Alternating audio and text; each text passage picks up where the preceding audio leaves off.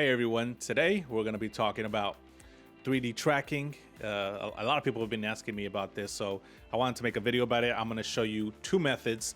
One method is totally inside of Blender, and this method is totally free. I'm going to show you another method with After Effects. I'm going to be using a plugin called AE to Blend, which makes the process so much easier than doing it totally in Blender, but it's not free because obviously After Effects is not free. AE to Blend is super cheap, it's like 10 bucks. And I do recommend it if you're going to be using After Effects because it makes the process so much easier and faster than just doing it all in Blender. But I'm going to show you the two methods, so you got your choices. But before we start, please like and comment, and if you haven't subscribed, please subscribe. It really does help me out. I appreciate it so much. Thank you. Let's get started. All right, so the first thing we're going to work with is with Blender. And this is totally free software. You can download it. I'll put the link in the description where you can download this. We want to make sure that we have the right footage. And if you're going to be taking the footage, then I'm going to give you some advice and what to look out for. And if you haven't shot the footage and if someone's giving you footage, then you have to examine these points that I'm about to make to see if you can really track the footage properly. One of the things you want to look out for is you want your footage to have little noise as possible. So you want to make sure that there's points in the video for you to track. A lot of studios use trackers that they put on like a green screen or a blue screen. You want to track things that are still. You want to pick things that are high contrast. So it can be a rock in the background, on the floor, like a sign on the wall or a street sign, or a huge crack on the floor, a trash can in the background, a window. You don't want to track leaves and trees where the wind is blowing the leaves. Motion blur, you got to watch out for this because this could lead to a lot of problems with tracking. You want to make sure your footage has little to no motion blur. If you're shooting the footage, try a high shutter speed to reduce blur. Blur is what sells the movement and it makes it seem more real, but you can always introduce the blur after you've already tracked everything, so you don't have to worry about that. Make sure that most of the shot is in focus, so make sure it's a large depth of field, or look for footage that has a wide depth of field. It could be a little out of focus, but too much blur will cause problems, especially in areas that you want to add tracking points to. If you're shooting, shoot at a high bit rate to have enough detail to help track as well. Those details will help Blender track things a lot easier. So you have a few clips here that I want to test out for tracking. I feel like this could be a good one because I can track these little holes in here. I can track maybe some of these windows. It is a little bit blurry, but it's not blurry enough to where you can't see a little bit of the outline here. We don't want to track any of this. We want to track mostly some of this. If possible, it would be good to track things that are up close and then also things that are a little bit further back. Let's see what I can get with this one. I want to create this into an image sequence. So the way I do this is you're going to start off in this window. You create a new project, name it whatever you want, save it wherever you want it to be saved. Then you come up here to this little plus sign right here, and then you go to video editing, and then go to where it says video editing right here. And then you have this. All right, so we want to bring in the clip we're going to be using, and you just drag this by clicking on the video and then pressing G to move it all the way to the first frame. All right, I don't really need the audio here. Click on delete, and this is the delete where you have the home and end button at, not the backspace. So you want to press delete. So I'm going to have my start point be at 0 right here. You put your start and your end point right here, and this is the part that's going to get exported. So make sure that if you scroll back, you can make this smaller. So if you're gonna do this whole clip and you wanna make sure you come to the whatever the end is right here. So I'm just gonna go 360. So end at 360. You come here to output properties and make sure all the resolution is correct. Start and end frame, yeah. And then here how you want to save it, the image sequence. In this case, the file format is PNG. So I don't want the RGBA because there's nothing in here that's transparent. In this case, it's just going to be RGB. Also, make sure that you have somewhere to save it. In this case, I'm going to create a folder, image sequence. I'm going to go in here, just copy the address there, paste it right there, accept. And now I go to render and then render animation. So when you come into this folder, your video is going to turn into individual frames so that you can make an image sequence out of this. And once that is done, you can close this. You can start it brand new. You can start a new one. You can just start all over if you want, however you like. So once we start a new project, we can come here, press on this plus button, We're gonna go to VFX, and then we're gonna go to motion tracking. From here, we can put this window up for a little bit. We'll check this out later. Put it up, and here's where we're gonna load up our image sequence. So click on open, go to where you have your image sequence, and you're gonna make sure you select all of them. So I'm going to select the first frame, and then I'm gonna go all the way down, and then shift click on the last frame, and then you select all of them. Then you press open clip. Once you've done that, you should have the image sequence playing as a video like this. So I think my video starts at frame 0. So where it says start here, I'm gonna put 0 and then enter. Once I zoom out, I'm gonna see that it starts at frame 0, but then it ends at frame 250. For it to end at the frame of the video, you have to come here to set scene frames. And now it's gonna go all the way to the very end, to 361. Also, if we want this video to play back smoothly, we go to prefetch, and it's going to load the video into the memory so you can have smooth playback. And again, the color is kind of washed. We want to make sure that the color is the original color of the video. So we come here to where the camera icon is at. We come to color management, and we change view transform to standard instead of filmic.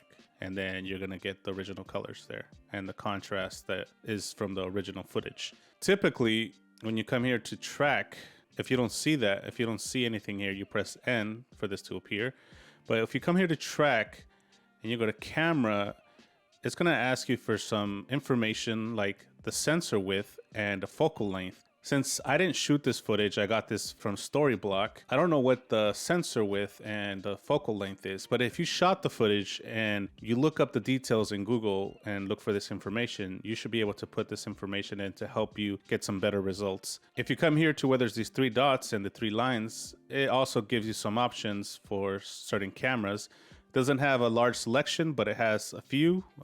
Like if you have a Blackmagic Pocket 4K or 6K, you can put these in. But if it's not here, you can just look it up in Google if you know which camera the footage was shot with. In this case, I don't know what it was shot with, so I'm just gonna go with some settings where Blender's gonna guess this information for me. You wanna be able to zoom in and out, and the way you do that is by scrolling up with the middle mouse button, scrolling up and down, and then you click on the middle mouse button if you wanna move around the scene like this.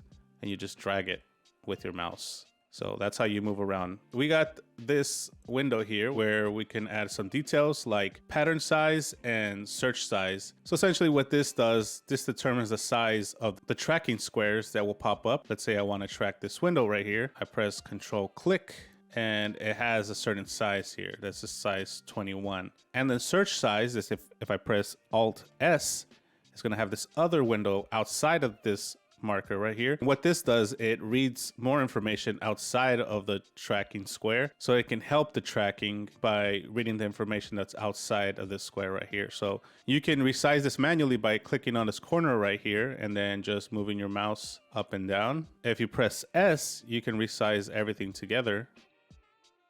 On this track drop down, you can actually see the preview here. It's kind of like warped because I need to bring this down, but essentially it just gives you an idea of what's being tracked and make sure that it is tracking like it's supposed to. If I delete this and I try to click on it again, it's always going to give me that one size. But if you want your default to be a little bit higher, you can bring this up, and then it's going to make the square bigger. And then you can make the search size bigger too, and then click right here, and then you have the search size bigger. Besides that, we want to make sure the resolution is correct, 19 by 20, 1080, that's all correct. All right, now we have motion model, and basically what this does is it tells you what kind of tracking you're gonna do. Sometimes perspective works depending on the kind of shot you're taking, and location is something that I use a lot. Location and location scale, especially if you're tracking something that starts to go further back in the distance, like these holes right here. If I'm tracking one of these and then I play the clip forward, then it starts to get smaller, and this is where location and scale really is useful. Right now, let's just try location. And what keyframe does is when you click on, let's say for example, the window, let me resize this, and you press this tracking, you track forward, it's going to track based off that first frame, and it's going to try to lock based on that information that was on the first frame. If you go to previous frame, it's going to go based off the last frame that it's tracking. So like for example, this would have tracked the frame before this, and then the frame before that will get the information for the track before. So sometimes previous track works better. Also keyframe works, but you can test out both, see what gives you better results. And there's a way where you can do this detect features, and then it tries to put track points for you. But I realize that this is not always reliable. It just depends on what kind of footage you have. In this case, I'm just going to do it manually. I'm going to delete all these, and I'm going to show you how I do the tracking for this. And then you have to make sure that there's 8 trackers at every point of the video. So even if a tracker stops tracking, you have to make sure that there's other trackers around the footage that's taking its place somewhere. And there's always has to be 8 at every time. And that will make sense as I'm going through this. All right, so let's get right into it. I'm gonna click this window like I did earlier. I'm gonna bring this up. I don't have to make this search size that big. All right, so, all right, let's track that forward. Okay, and let's pay attention to this window right here to see if everything's tracking well. Seems like it is, so everything seems to be in place. So that's a good tracking point. We got up here the tracking information. It starts at the beginning of the clip and ends when the clip ends, so that's good. All right, let's try another thing. This thing on top right here, and I'm gonna make it a little bit bigger, bring this a little bit smaller, and then let's track forward. And it tracked all the way. That's good. It's kind of blurry, but it's still keeping good track of it for the most part. It does move slightly right there. I think it's because of this light post right here. Yep, it is because of that. Let me try to make it even tighter than that. Let's see if that helps with it.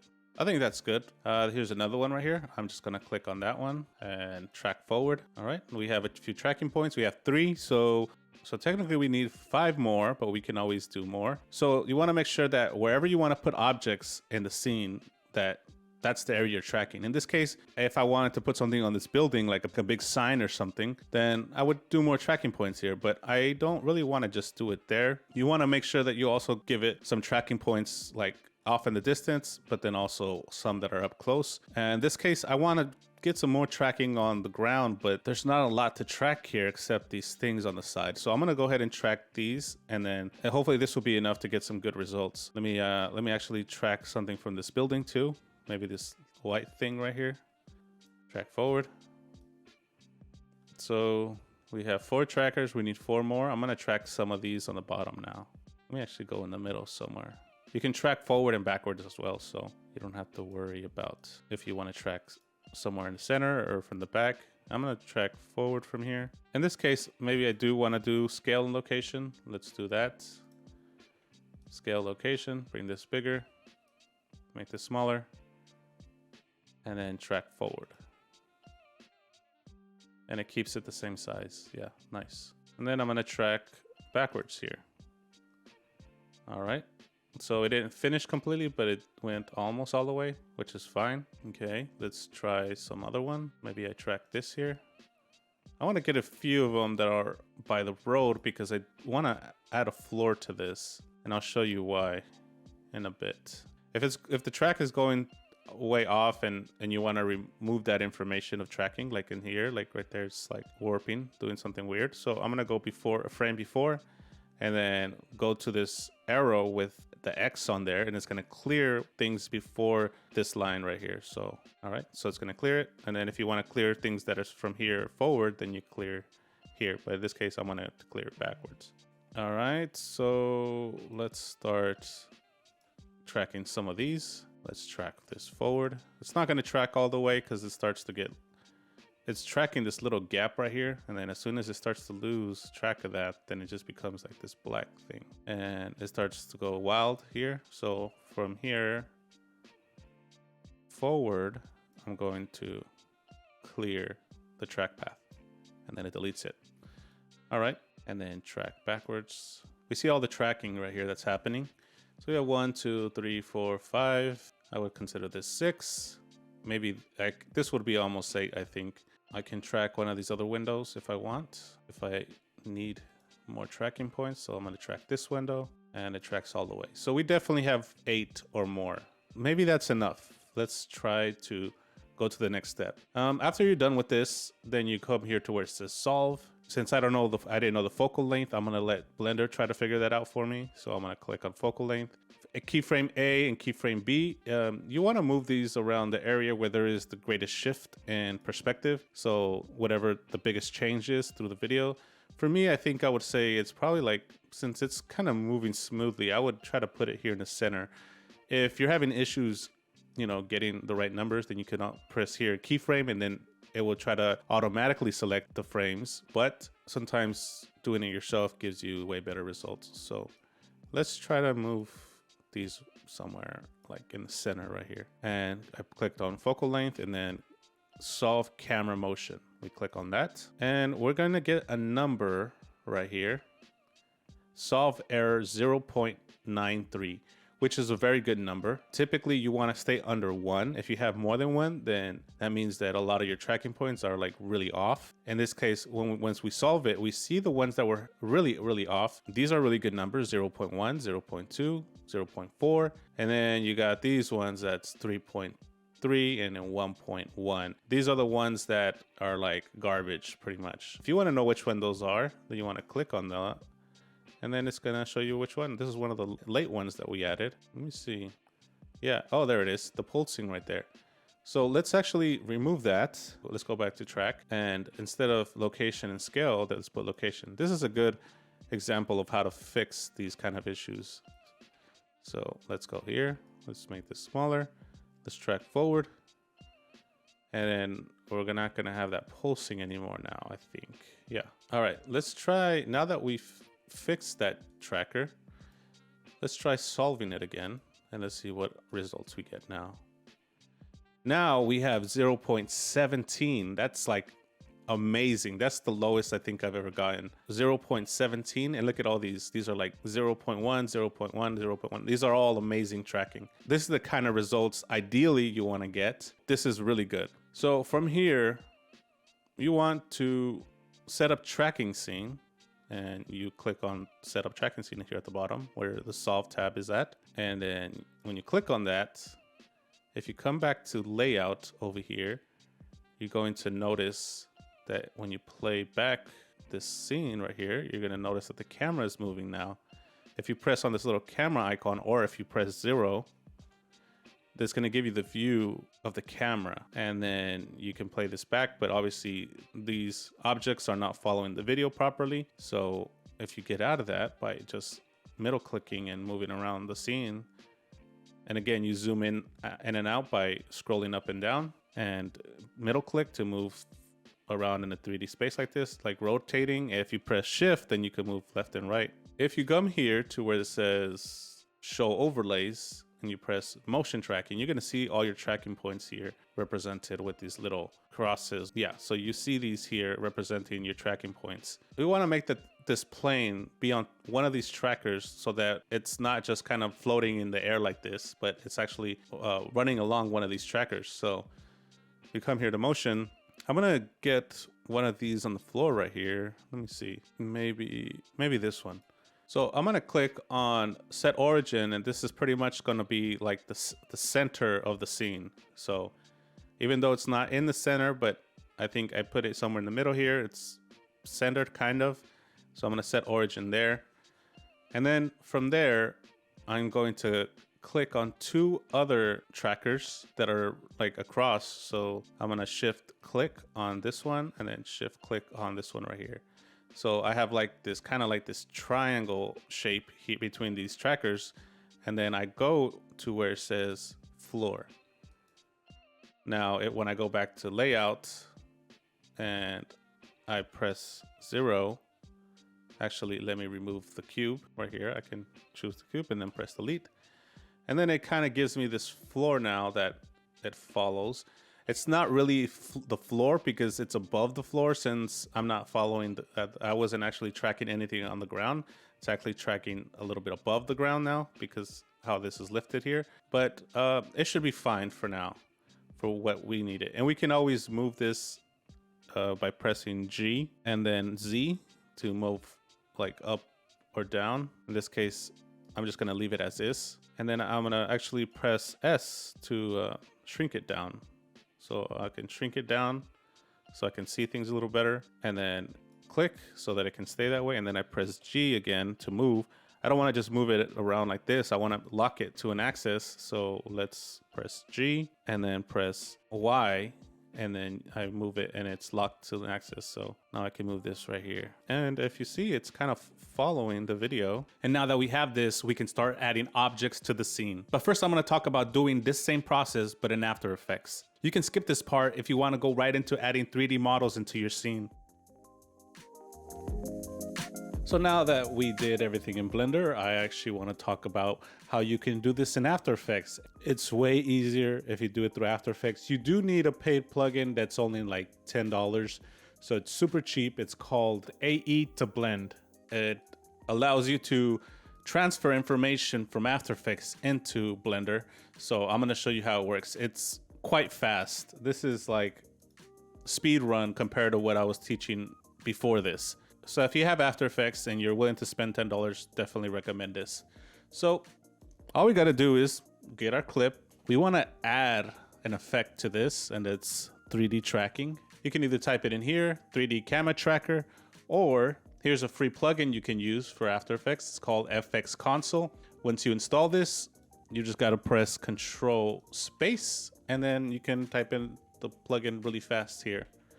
And then you just put 3D Camera Tracker and then enter, and then it applies it, right? So I'll let this process, let it try to figure out what's happening here. The great thing about doing it in After Effects is that it does a lot of the work for you, and I really love it. I love that I don't have to do a lot of work. All right, now that it's done tracking everything, you're gonna get a bunch of these little markers here, and you can change the side here at track point size, and you can make it bigger if it's too small. So now that we have these tracking points, we want to select 3 points that line up with the plane that we want to use. And it's doing this like this little bullseye circle, and it just shows you the plane. And if the plane is like in a weird direction like this, that's not lining up with the plane of this surface, then you know that that's not what you want. Like this, like these that are turning sideways, you don't want that. I want to get a plane on this floor, so I'm going to select 3 that are on this floor right here. As you can see, the plane is lining up on the surface of the floor, so that's a good plane. Shift select the points that you want, and then you right click and make sure you do this, set ground plane and origin. All right, and then from there you right click again and then create solid and camera. All right, and so now you have a camera, and then you have this solid right here. And these are the things we're gonna put into Blender. So it's very easy. So what we need now is we need AE to Blend. So this is how you install it into Blender. You just install it by going into Preferences, Add-ons, and you click on Install. You look for wherever you downloaded the file, make sure you go there, just install add-on. Once you install it, then you just got to look for it here and then make sure that you have it check marked right there. And then you should have it. It should be down here. Okay, let's go to After Effects. So let's go into the camera. Let's go into transform, and we want to select position and orientation, and then Control C to copy. Then we go into Blender. Then we click on where it says create camera. Bam. You got a camera with all the keyframes right here. Super easy, super fast. It did all the work for you. Now, we want to make sure that our start frame and our end frame are exactly like the footage. I believe it's 361. So start at 0, end at 361. Now you got the full length of your clip here. We can actually get rid of this. All right, and we have this camera that's moving around right here. We can delete the old camera, the one that's right here, because we're not even using it. All right, so let's go back into After Effects. Let's go to our track solid that we created. We go into transform, and we want to select anchor point, and then shift click all the way to where it says orientation, so you can select these 4. Then Control C to copy. Come back into Blender, come back down here, and then create plane. And there you go. So you can see you have your plane, you have your camera. But the plane is not looking like the plane in here is like way over here in the back, and it's a little bit higher up. So the reason you're having this issue is because we have to select the camera and let's open up the camera actually. Let's select the camera, go into this little camera icon right here. And we want to change the focal length to the focal length of this camera. So the way we do that is we select the 3D tracker camera. We come up here to layer and then camera settings, focal length, we copy that. So Control C, copy it, go back into Blender, and then go into focal length, and then Control V, and then it makes it the focal length of the one in After Effects. And you can see now the plane is in the proper place. Now what we need is our footage. So we need to put in, we come here to where it says background images, click on background, add image, and then I'm going to add an image sequence that I had created earlier, and then click on the first frame all the way down, shift, and then click on the last frame and then open image. Now you have your footage and your track camera and a plane. And then that's pretty much it. It's super simple.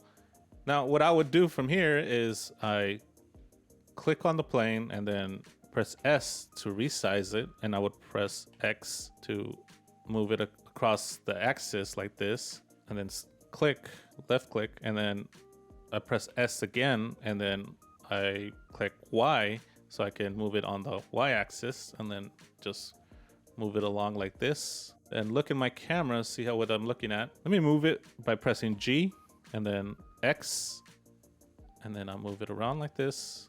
Maybe I can make it a little wider, and then there you go. You have your floor. Let me actually add something into the scene now. Let's bring in something. I went to Sketchfab to get a 3D model here, and I just looked for a question box by Super Mario. Typically you can download these for free, but so there's obviously conditions like you have to give credit to the people that made this. This person is Yanis Designs, and I'll put a link in the description to give credit to him or her. So I downloaded this as a GLB file, and let me actually bring it into the scene. So I'm going to import JLB, go to the file and question block. And if I get out of the camera view, I'm gonna notice that it's huge.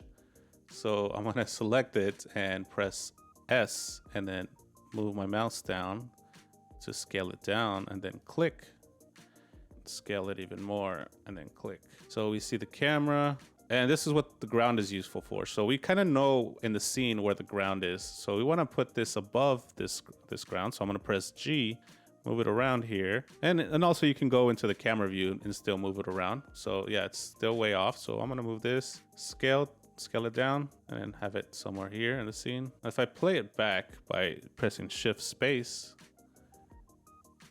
it's moving kind of fast. That could be due to the size. So let's make the size bigger, but then let's bring the distance further back and zoom it back. Then it's moving a lot slower. Like in After Effects or in DaVinci Resolve, then we would do some maskings. So once this person gets in front of this, it seems like it's going behind the person. So you want to use some masking so that this is covered up when this person is in front of the object that you added. All right, I'm just going to do a little summary of how lighting works inside of Blender, especially when it comes to casting shadows and having a floor where you want to cast a shadow. I actually want to go over the viewpoint shadings, because there's these 4 options here. The first one, that's wireframe. The second one is a solid display. Doesn't matter whether you have a light or not, but it kind of gives you even lighting and you can see the object pretty well. You have material preview, where you get to see a little bit of how the textures are gonna look like, but lighting has no effect on it. And then you come to the final one, which is the rendered, which is how it's gonna look when it's rendered. And now you see that there's a light right here, and I can move it by pressing G. And now this light is shining on the object depending on where I'm putting it, and it's casting a shadow. And we can mess around with the lighting options over here. If you click on the light and you come into this little light bulb here, you can increase the intensity, reduce the intensity. You can change the color to something else. You can even change what kind of light it is. This is a point light where, you know, no matter where you put it, it's going to shine a light as if it's like a light bulb in the middle of a room. But then we have different options that you can change. You can change it to a sunlight. It acts like a sun sort of in a way. You can mess around with the angle. The angle will also affect the shadow. The lower you bring it, the stronger the edges will be, and the more defined the edges will be. The higher you bring it, the more blurry. It makes it a little bit softer. You have a spotlight. I think it's kind of self-explanatory. You can change the radius, and it affects the lighting as well. You can change the size. There's a lot of little options for this. And then you have an area light, which is kind of like a spotlight, but it's a little bit more like a saber shape. We want the light to be in a similar area where the light source is to our video, where we're going to be placing this object. It just makes it feel like it's part of that world when the light source is coming from the same direction and is casting the shadow in the same direction as things in the video. That's what sells it and makes it feel like it's part of that world. So I added a bunch of little extra things in here. This flying bullet right here that's going across the scene, and then I got these clouds. I go back to the camera view and you can see the scene play out. So I want to export this with a transparent background. So we make sure that we go into render properties. We go to film. We make sure that we click on transparent right here. And then also when we come to our output, we make sure that we save it in the folder we want to save it in, and make sure that when the color we have RGBA in PNG file format so that we can have a transparent background. In order to get this plane or this floor to just be used for shadows and not be visible, you got to come here to the render properties. You got to come here to render engine. You got to switch this to cycles. And then the next thing you want to do is you want to make sure that you're selecting the floor. And then you want to come here to object properties.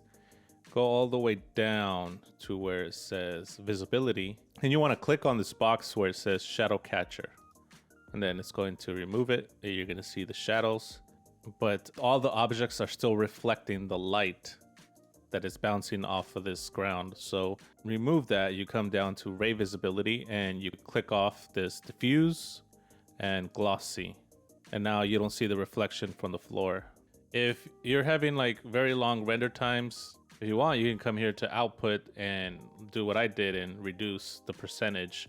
So basically the resolution is reduced by 50%. I didn't mind bringing down the resolution for this. If this was like a paid project and I needed to have the highest quality, then I would bring it all the way up to 100%.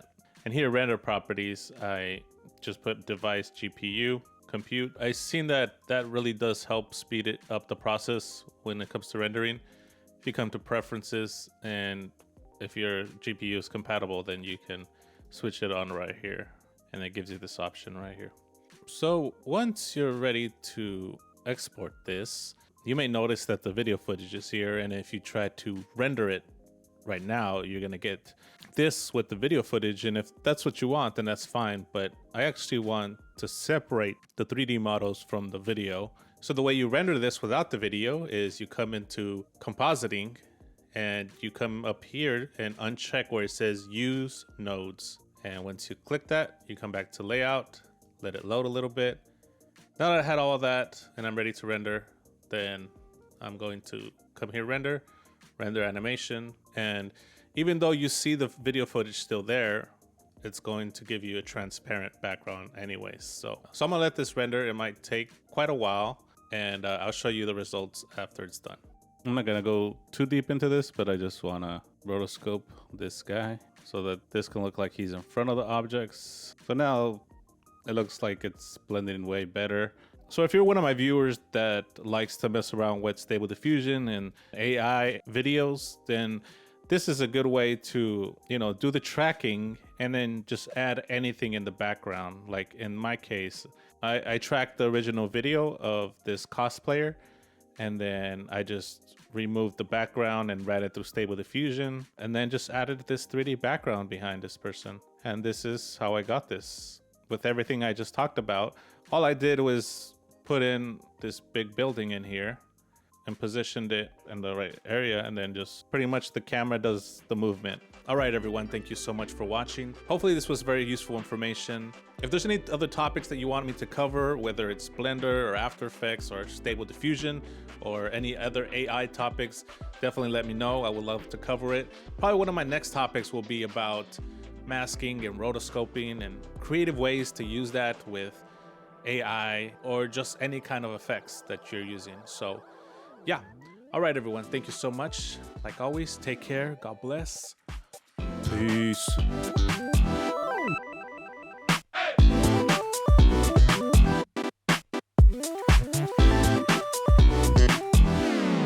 Hey!